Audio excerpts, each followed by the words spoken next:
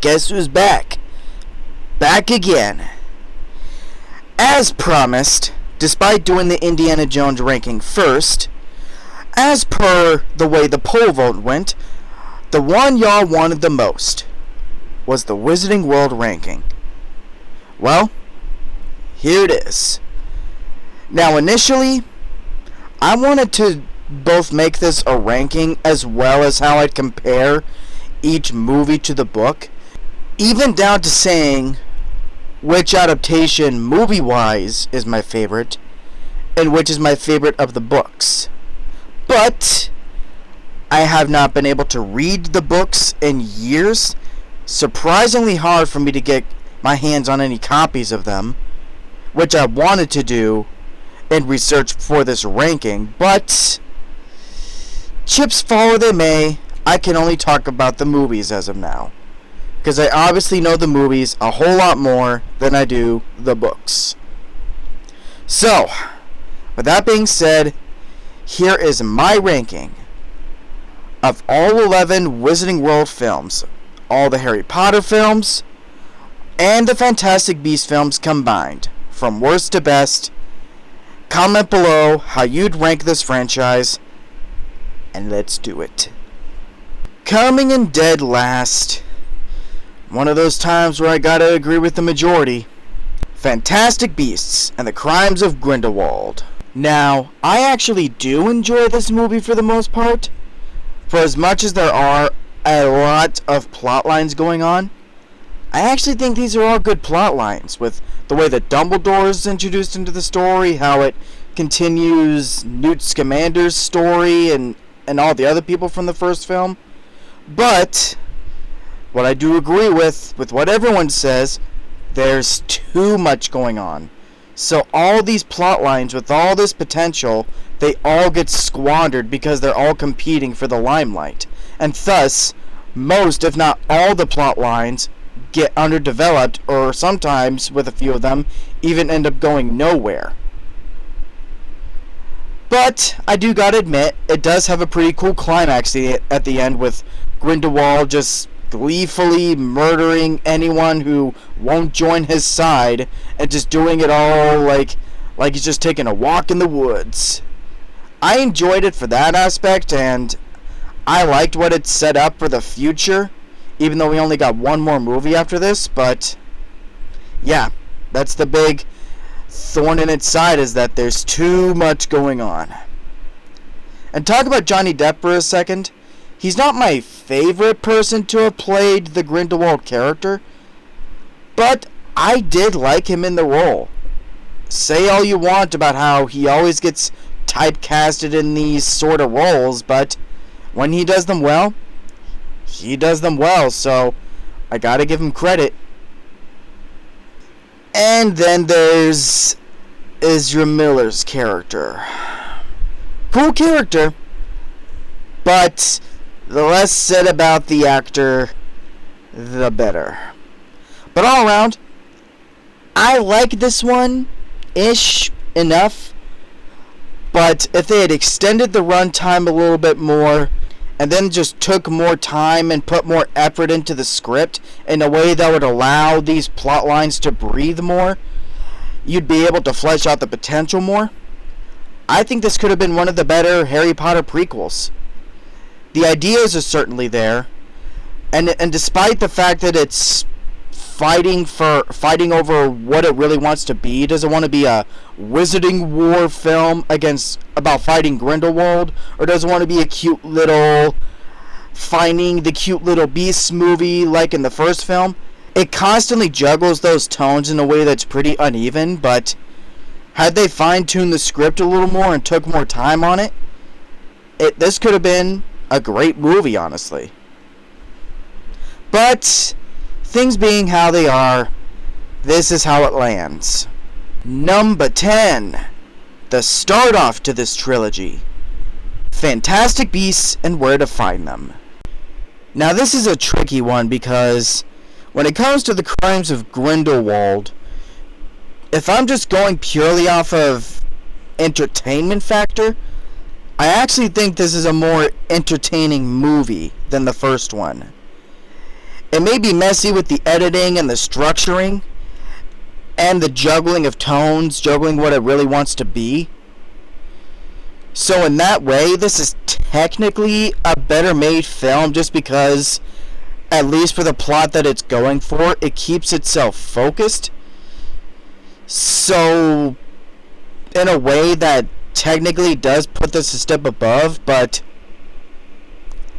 I honestly find this film to be sort of a bore, mostly in the middle. The opening is interesting, with the inciting incident, a muggle getting dragged into all this wizarding stuff. That's an interesting idea, and I liked how that was progressing throughout all the movie. And while they sow the seeds for the Grindelwald character, and then at the end setting up the Wizarding War plot lines, as I said, it does keep the plot line focused on Newt Scamander going after all these cute little creatures that he's lost. He's got to get them all back. So, yeah, it's a better structured film with the editing and all that, but it's actually the one out of all these Wizarding World movies that I would go to rewatch the least. There's some wonder here and there, and there's moments that certainly capture the magic and the spirit of what we love these Wizarding movies for, but it's fine enough as a setup film. Like if I'm binging all these movies and then I get into this trilogy, it's certainly bearable enough to want to binge all three of these. But on its own, as I said before, it's the one that if I'm just going to want to watch one of these movies on its own, this is the one that I would go to pick out the least. Number 9. I honestly don't know how much trouble I'm going to get into for this one, but let's bite the bullet. Harry Potter and the Order of the Phoenix. Now, I'm just going to get into my positives right away before I get into my gripes with this film. I actually do think that structurally, despite certain things they leave out from the book, it actually adapts the story very well. The way that Harry feels on the outs, even at Hogwarts of all places, because hardly anyone believes that Voldemort has returned, I think that's handled very well. One of the best parts of the movie. And just the mental strain that you see him put through throughout most of the runtime. It's fantastic stuff. And then, of course, you gotta talk about Umbridge. Awesome villain. She's despicable. You hate her. But yet, in a way, you can't stop watching her. Her performance is that engaging. I think Imelda Staunton, forgive me if I'm butchering that name, did a great job with the role. And you could even make an argument that where the action is concerned, you could say that this is the most fun film in the series. That whole climax at the end in the Department of Mysteries is a great little sequence. The way that they're going through the corridors, and then when the Order all comes in to assist Harry and all them. Great stuff. But for as much as I do think that the story and the ideas are great, I have a huge issue with this film. And for some, it may sound like nitpicking for all I know. I don't know. But I gotta get this off my chest. I fucking hate that they kill Sirius Black in this movie. And it's not just the movie, no. Like, just in the story in general. I hate that this is how Sirius Black dies. It's not just the fact that he dies. It's how he dies. The fact that he's not able to get his name cleared in the eyes of the public, it just makes that whole arc and plight that he had go nowhere and feel all for nothing. Now, I understand that any story like this is going to have a level of tragedy to it, that things aren't always going to go the way we want them to. I get it. And I'm not opposed to a bit of tragedy in a storyline myself. I do understand the point. It's the fact that the people that mattered most to him knew he was innocent.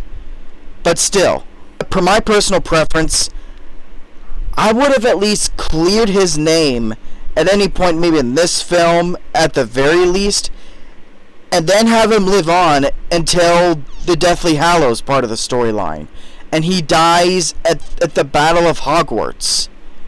I don't know, something to make his character come full circle more, because it's not to say that it isn't emotional and that it wasn't effective and all that, but I don't know. And then it's just the way that it affects Harry also. Again, not everything is gonna go all sunshine and rainbows for characters in the story, but he was the only family that Harry had left.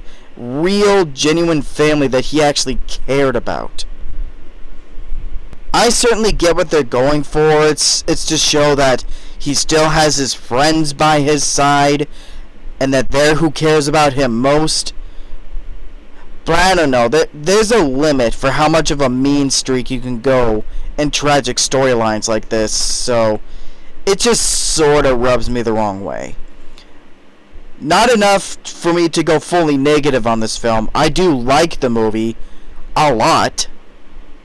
This is just the one thing I honestly would change about the whole story in general. So take that for what it's worth. Number 8 is going to be Harry Potter and the Deathly Hallows Part 1. Honestly, any issues I have with this movie aren't over the overall two-parter decision they decided to go with when adapting this book. I actually understand, because I would envy them the task of having to create, at minimum, even a 3-hour movie. A single movie adapting the entire book, so I understand the decision.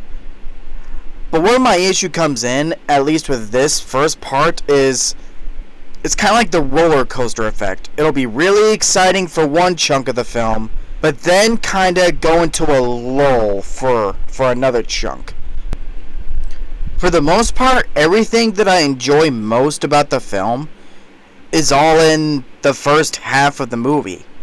The opening fight, getting Harry from one place to the next, then breaking into the Ministry.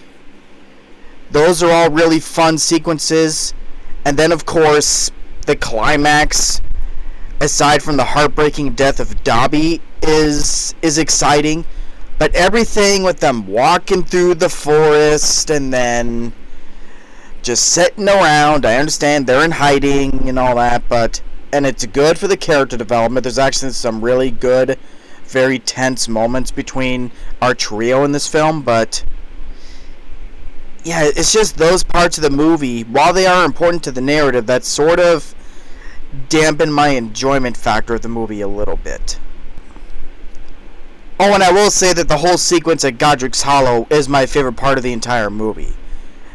The scene when they're visiting his parents' graves is emotional, and the snake attacking is a fun, tense little sequence, even if it's only for a couple minutes, so...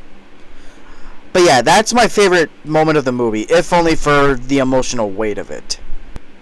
So yeah, overall, I do think that this is a very good part 1 of the finale to this series. And as I said, even the parts that I think do drag, they're not bad, because they are important for the story and for character development. They just drag a little bit too much for my taste all the same, so I gotta dock it a little bit just for that. But overall, a fantastic installment in the series. At number 7 is honestly the one in the series that I'm the most nostalgic for. And that's going to be Harry Potter and the Chamber of Secrets. Honestly, this is a film where I think everything in terms of character and storyline works. It's just my only issue goes to the pacing. Whether you watch the theatrical cut or the extended cut, it's way too long. Funnily enough, I actually do prefer the extended cut because I do like a lot of the additions. I just think there is a way you could take that extended cut, work with that and make some snips here and there to give it a more breezier, better paced runtime. And I actually think that could shoot this film a few spots higher up on this list, honestly. But even then, as is, this is honestly one of, if not maybe, the Harry Potter film that if I wanted to pick any of these just to watch on their own, this is the one I would go to watch the most, because the whole storyline, the setup, and what the mystery is and what's going on is one of my favorite mysteries in any of these movies. A lot of the side characters, good or bad, are fun. Like Lucius Malfoy is a slimy, despicable new addition to the universe, and it totally makes sense in context to how Draco Malfoy acts, because you see where he gets it from. Gilderoy Lockhart, he may have been a douchebag at the end of the day, but goddamn, he was a lot of fun. A lot of that goes to Kenneth Branagh's very charismatic, energetic performance, man. It's one of my favorite performances in any of these movies. Maybe not one of my favorite characters overall, but one of my favorite performances. And I would honestly make the argument that this is the scariest Harry Potter film. Not the darkest or most somber in tone, but just simply the scariest one. You got the students being petrified, and you got the big, giant spiders, which that still actually kind of gives me the creeps, honestly. And then, of course, the big snake at the end. It's just sort of a scary flick, honestly. Like, still easy enough to show kids, like kids could still watch this, but yeah, I'm surprised with what they were able to get away with showing, but I give them kudos. It's very impressive. But at the same time, I think that overall, this is the most fun entry in the series. Now, I said earlier that I think that action-wise, Order of the Phoenix has the most fun action of the entire series, and I would stand by that. I do think that. But this is just the most fun movie in the entire series. Everything down to the action and the characters is just so enjoyable, so easy to watch, despite the pacing issues. It's just the most rewatchable film in the entire series to me. Oh, and of course it goes without saying, but Dobby is a lot of fun. Now, I forgot to point it out earlier, but pretty much everything from number 7 onward with Chamber of Secrets, these are the films that, despite any issues I'm going to get into, these are the ones that I love the most. So with that in context, going forward, alright, we are halfway there. And at number 6, we have the final installment of the prequel trilogy, Fantastic Beasts: The Secrets of Dumbledore.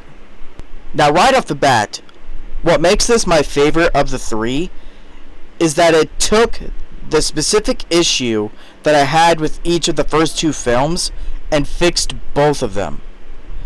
The not so interesting storyline in general of the first film, and then the second film's juggling of tones. Doesn't want to be more about the cute little creatures, or doesn't want to be more about the Wizarding War. And this film, it leans mainly into the Wizarding War side of things, but not only has a very interesting story to boot, but the way that they implement this deer-looking creature that can see the future and will apparently select the next leader of the wizarding community or whatever, I thought that was a very clever way to not only juggle both tones, but keep the Fantastic Beasts side of things in this Fantastic Beasts movie. So the way that it kept both things in there in a way that felt very natural was just very refreshing to me. It was nice. It's a shame that when they scrapped these movies is when they seem to finally find their lane. But shit, I'll take what I can get. And the general story here, I think, is really good too. bringing in the espionage side of things into this Wizarding World franchise that we've never seen before. I thought it was a very clever idea, like espionage and spies, but with wizards. I really dug it. I like how Dumbledore is finally more involved in the plot for once, beyond just the extended cameo he had in the previous film, because I always thought that it made sense to eventually bring Dumbledore into this storyline, especially if you're going to be leaning in more into the battle with Grindelwald. So I'm glad they finally started going in that direction. And then there's Mads Mikkelsen. I've praised him before in the past, specifically in my Indiana Jones ranking, where I loved him as the villain in Dial of Destiny. And to no one's shock, he's great here also.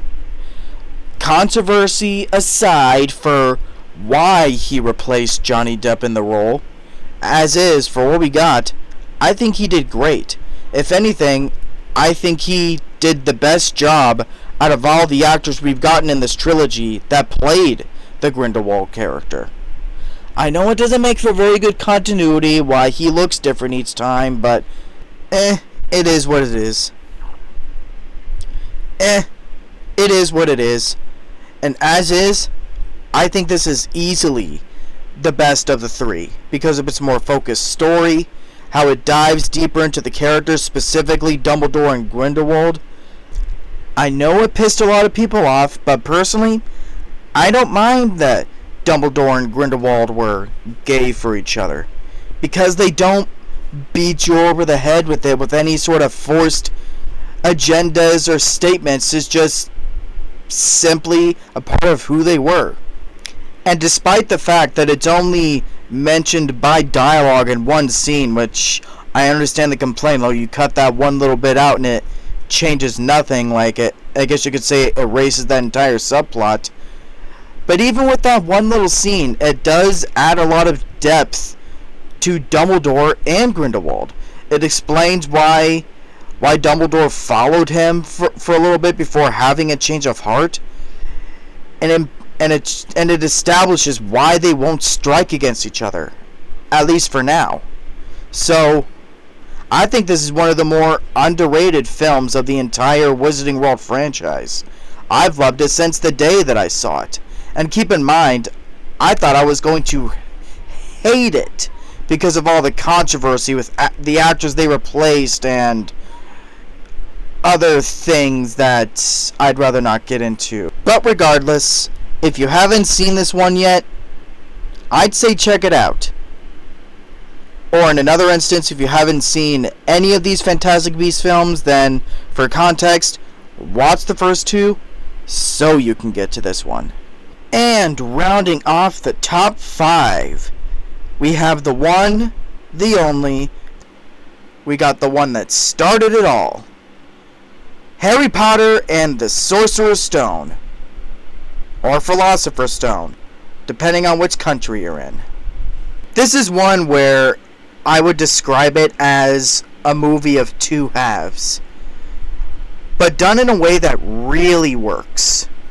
Just the right amount of time is spent on the first chunk of the film seeing what Harry's normal life is like with these horrible relatives of his, so that the gravity of his situation is really allowed to sink in, and you feel sorry for him. And then everything else from there is just done equally perfect. Hagrid's introduction, just this great, delightful character, quite literally the gentle giant. The father figure, if you really think about it, that Harry was never able to have outside of Sirius Black. That is, if they didn't kill him off too early, what the fuck? But I digress. Everything else, all in this one film, is very well established. The rules and the lore of this world, establishing Hogwarts, and of course, his friendships with Ron and Hermione, which a nice little detail that I noticed, and I don't know if this was intentional on the writer's part, but they befriend him for him. None of it is out of interest for his fame or just trying to have some kind of status. So those are nice little details. And while I honestly don't think the mystery and the initial setup for what's going on at Hogwarts is as interesting as what would follow in later films, especially Chamber of Secrets, it's fine enough. As someone who, at the time, hadn't read the books, I was able to have that little advantage of legit not knowing what was going to happen. So for all I knew, Snape was the villain of the film. So it made the twist at the end of the movie all the better. And even then, just as is, whether you know the book or you don't, it is a good twist. I do think it works the way they're able to have Quirrell go from stuttering and shy and all that to legit commanding and threatening. So while the later movies, and to extent the books, would go bigger, bolder, and especially darker, this was exactly the kind of starting chapter it needed to be. Because they're kids, it's lighter, it's more joyful, and the tone fits really well.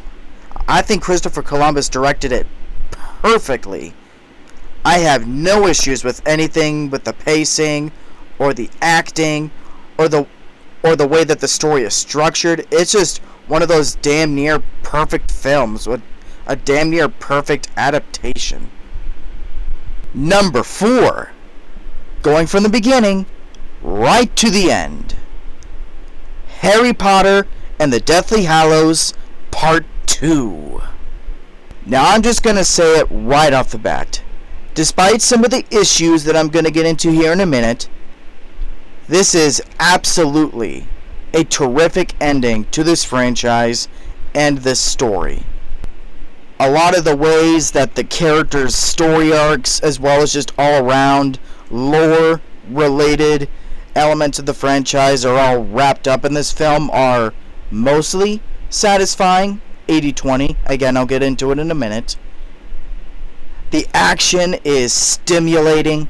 Some of the best that this franchise has ever had. You really feel the weight and the emotion of all the destruction and the death and how high the stakes are.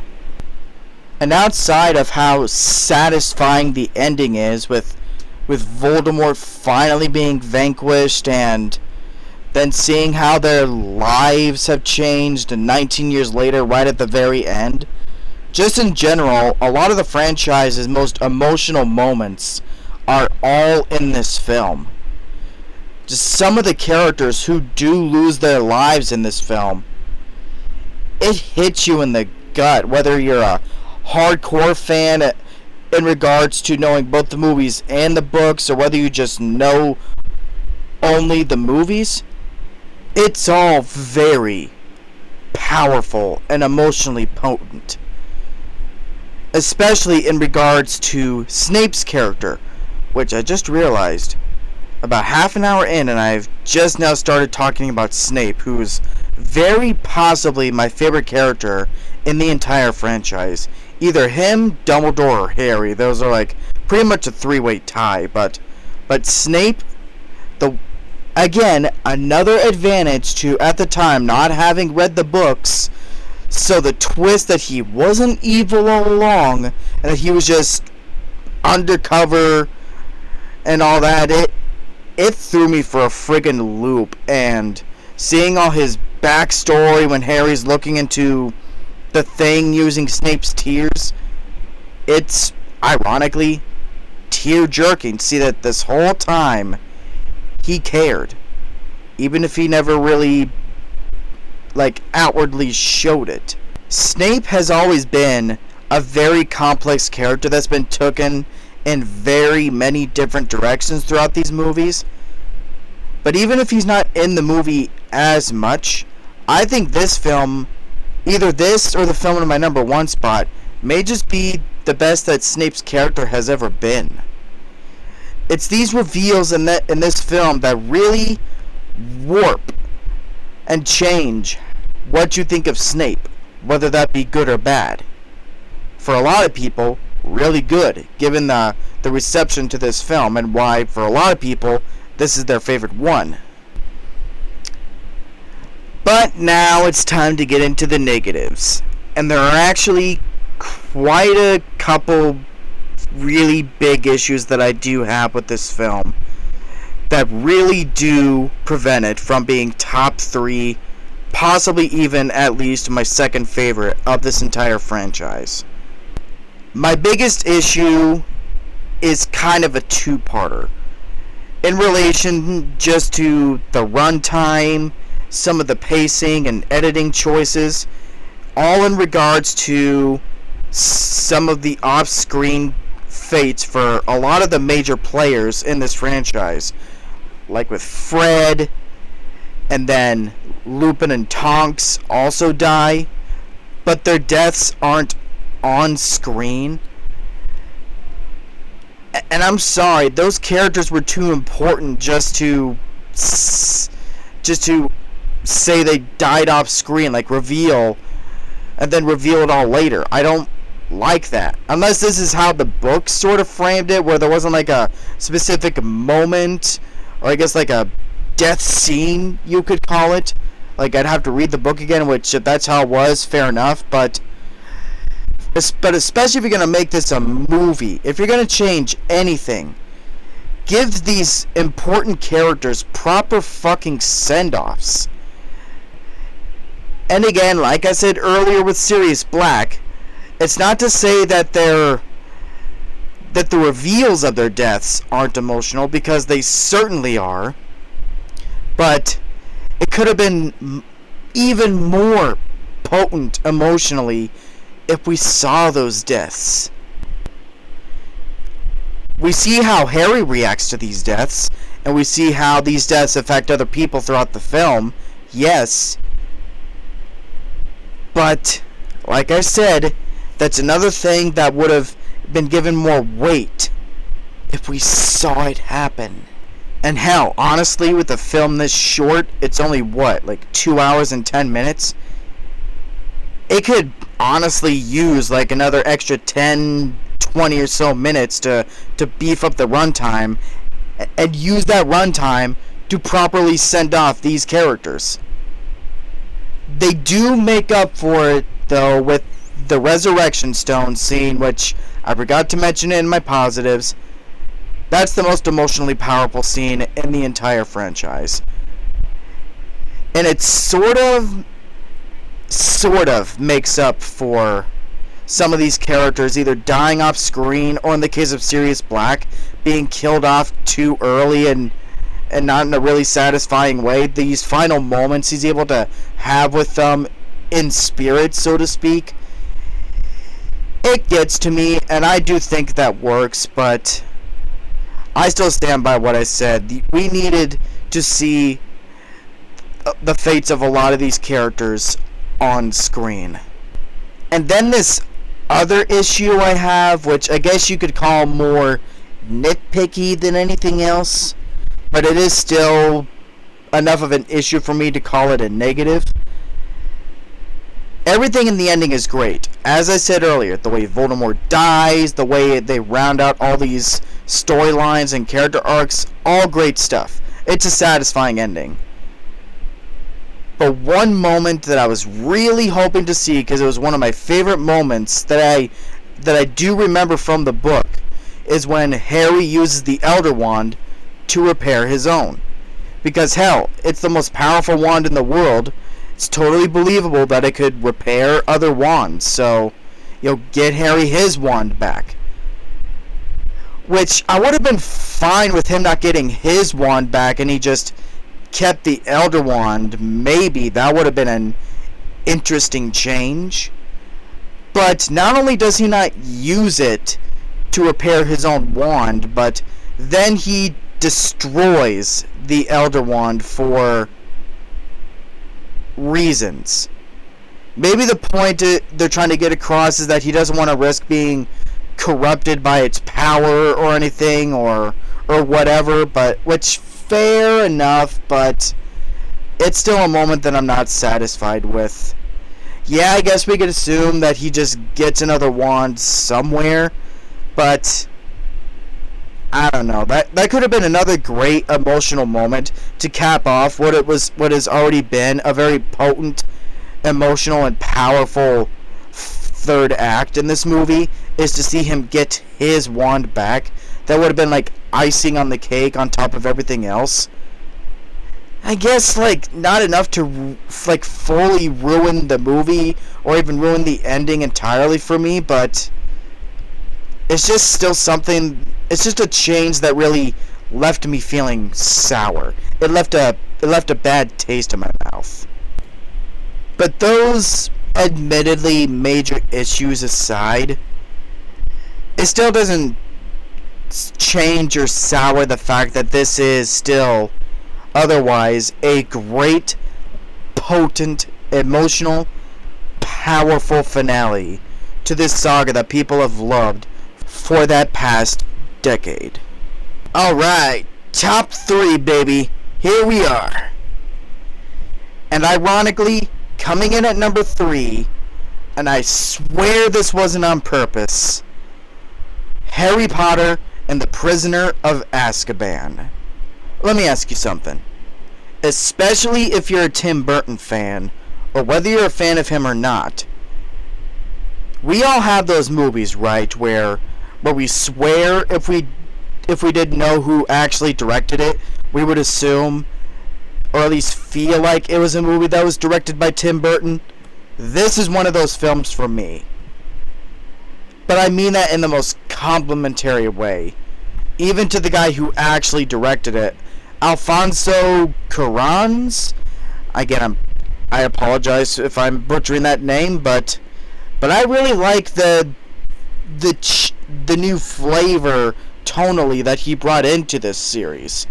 It hasn't gone fully dark yet, although the seeds have been planted. There's certainly much more intense moments in this than what were in the previous two combined, but it still has just enough of that charm that we've felt from Sorcerer's Stone and Chamber of Secrets. And I think that juggling of tones is interesting. Now, in regards to the Harry Potter storylines that always had this element of mystery to them, like what's going on, which you could argue is just the first 4, Prisoner of Azkaban is my favorite mystery out of all of these. And it has one of the most interesting sets of new characters of this entire franchise. Lupin, without a doubt, being the standout. And the third act is a lot of fun. Everything from the time travel to Harry finally standing up to the Dementors, in a sense, and them able to get Sirius broken free, which starts this whole story arc that I personally don't think had a satisfying ending, but I get it. I get the point, like I mentioned earlier, so it's all well and good. So yeah, while it, according to friends of mine, is one of the films that left out the most from the book, had a lot of changes compared to the book, as a movie, it's one of the films in the series that oozes with the most style, atmosphere, and even ambition. It's always been one of my favorites to watch, so it's right up here in the top 3. So, turn to page 394. And the runner-up, just barely by a smidgen, Harry Potter and the Goblet of Fire. Now, if Prisoner of Azkaban started to tiptoe into the darker elements of this franchise and into the darker tone, this film fully embraced it.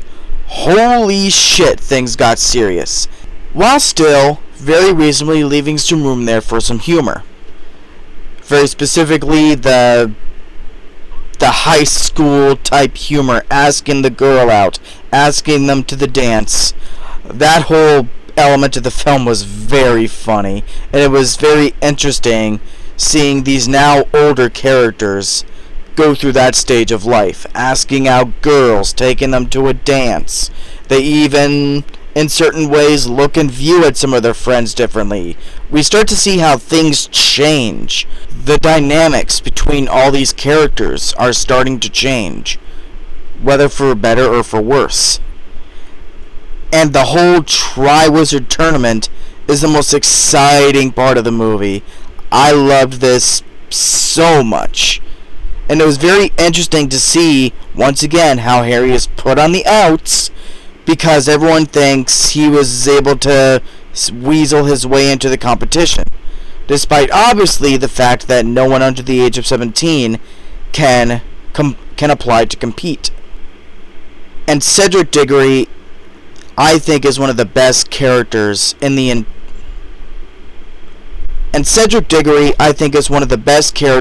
entire franchise. What a refreshing type of character this is. With all the good looks, the glamour, all that stuff, the girls all over him. But he's not conceited or an asshole. He's a really good, genuine, decent guy. And while I would have liked to see more of a bond and more scenes between him and Harry in the film, there is just enough there to where obviously at the end, when Voldemort kills him, it still hurts. Simply because he is such a decent, genuine guy.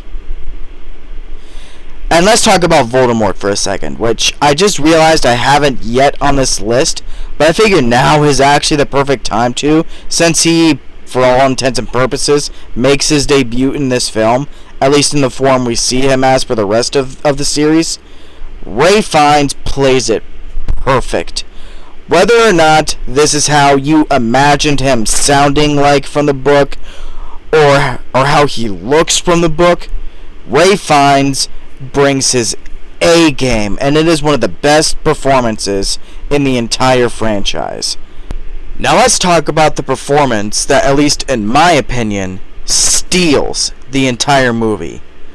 Brendan Gleeson as Alastor Moody. Despite the fact that it's not actually Alastor Moody, just the performance from the actor, everything down to capturing the madness of the character, his mannerisms, and the body language, I loved the shit out of this performance. And it's a shame that we didn't get to see more of him in these movies. It's another one of the things that, unfortunately, I do feel is wasted in this franchise. It's not done bad for what we do get to see of him, but we just needed more. So while not a perfect movie, and being another one of the Harry Potter films that suffered the most in terms of how much it was able to actually include from the book, hell, even down to the fact that they nearly split this into 2 movies because there's that much from the book, I still really like it just for the fact that it took that extra step into the darker territory. These characters are growing up, so things can't be all light and hunky-dory because shit is hitting the fan, and it's only going to get worse from here. So I loved how very naturally they shift into that darker tone.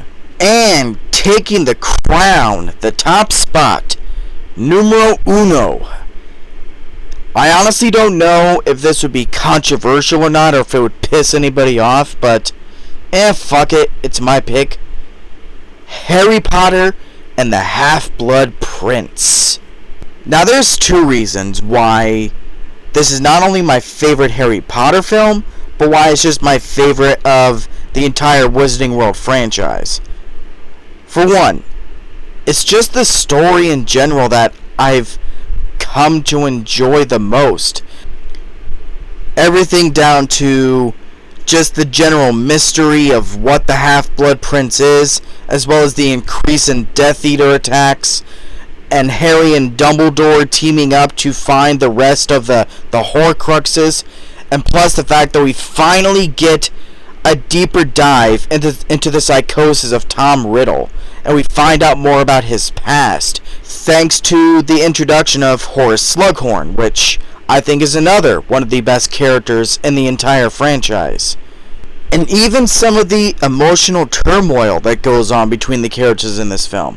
While it's more emotional, romantic turmoil as far as who loves who falls for who, I find it very interesting because it continues to flesh out more about these characters.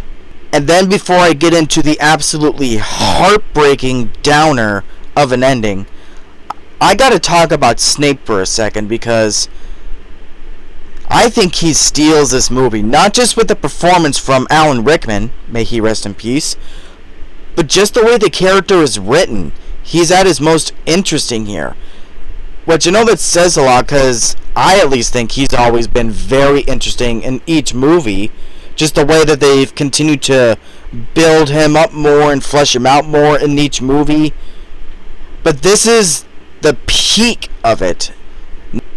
Now, I don't know what it was about Draco in this film, and I don't know if this is what the writers were trying to go for, at least in this film, but I actually sort of felt sorry for him. It's like he sort of gave up the vibe that he wants to please his family and get on Voldemort's good side, but at the same time, it's like you can tell that there's a part of him that wants nothing to do with this.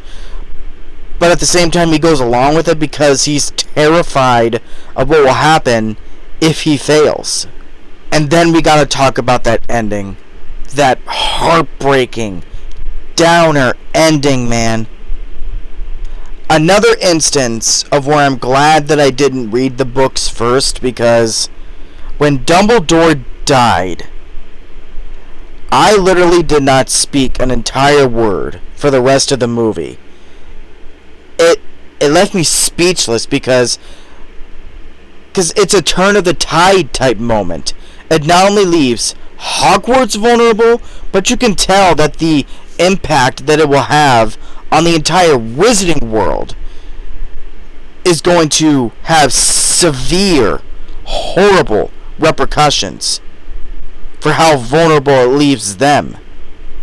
And just the moment with all of the students and the staff raising their wands to honor him, and while the moment itself is heartbreaking enough, it's all elevated by that beautiful score, which I'm gonna say right now, this is my favorite soundtrack and score of the entire series. In case you weren't able to tell by the intro of my video, wink. There's a lot of major competition, but this takes the cake. So, yeah, I love The Half-Blood Prince. It has the best plot out of any of these movies. It has the best balance of the dark tone while still squeezing in moments of humor at the appropriate times. And plus, it's the turn of the tide type movie, but not in a good way necessarily. The scales tip more towards the villains, if anything. And the note that it leaves off on, right before the finale, I love that shit. So yeah, easily, in my opinion, the best Harry Potter film, and the best film in the Wizarding World franchise. And that, ladies and gentlemen, is how I would rank the Wizarding World franchise. Comment down below how you'd rank all these movies, and thank y'all for your continued support. Now, I just want to give a quick update that the rest of the ranking videos that I have planned, which as of now, I have one planned for Ghostbusters, as well as one for all the films of the Jurassic Park series, both the Jurassic Park and the Jurassic World ones. Those videos are still coming, but they might be a bit later than I had honestly intended for them to be. As y'all know, you know how it is, life gets in the way, I have to work, so I don't have as much time on my hands as I used to, but I still try to do what I can for all y'all lovely people. Now, I want to thank everyone again for their continued support. It means the world to me, because so long as I entertain y'all, that's what matters. And if you're finding me for the first time, and you like what you see, like and subscribe if you want to see more. I'll see y'all next time.